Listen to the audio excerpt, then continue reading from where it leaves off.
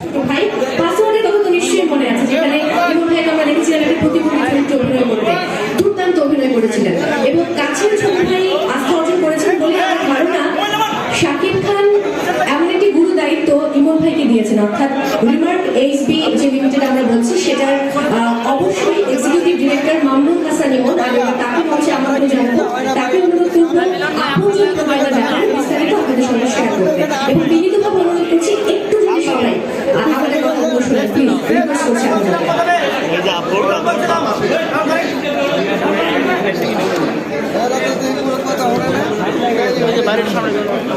Hello,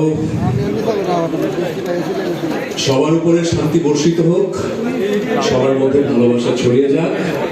আর এখানে যারাই আছেন তারা সবাই হচ্ছে মানে আমরা সবাই আসলে প্রিয়জন এবং আমরা সবাই হচ্ছে আপনজন। এখানে একটি মানুষও নাই যারা আমাদের প্রিয়জন না, সবাই আমাদের আপনজন। এবং আজকের এই প্রোগ্রামটার নামই হচ্ছে রিমার্ক আপনজন, তাই আসলে আপনজনকে নিয়েই সব প্রোগ্রাম। এবং এই প্রোগ্রামের যিনি ক্যাপ্টেন, যিনি লিড দিচ্ছেন, তিনি হচ্ছেন আমাদের মধ্যমণি, আমাদের megastar, one and only, Bangla ছবিকে এখন যিনি বিশ্ব দরবারে মানে বাংলা ছবির দরবারে যিনি পৌঁছে দিচ্ছেন তিনি হচ্ছেন শাকিব খান। সো সবাই একটা হাততালি আমরা দিতেই পারি, একজন দিয়েছেন যেহেতু সবাই দেয়। সো সেই আপনজন আসলে কারা? আমাদের আপনজন হচ্ছে তারাই, আমাদের আপনজন হচ্ছে আমাদের বাবা মা, আমাদের ভাই বোন, আমাদের সন্তান, আমাদের স্ত্রী, আমাদের হাজব্যান্ড, এগুলো নিয়ে আপনজন।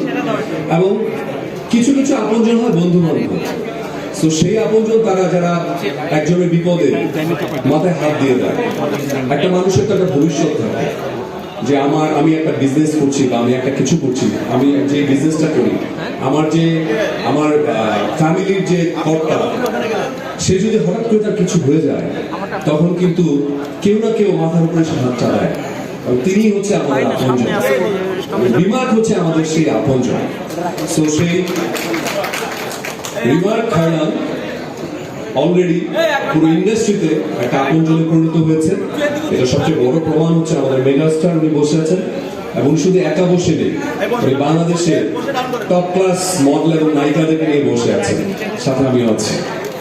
সো এতগুলো মানুষ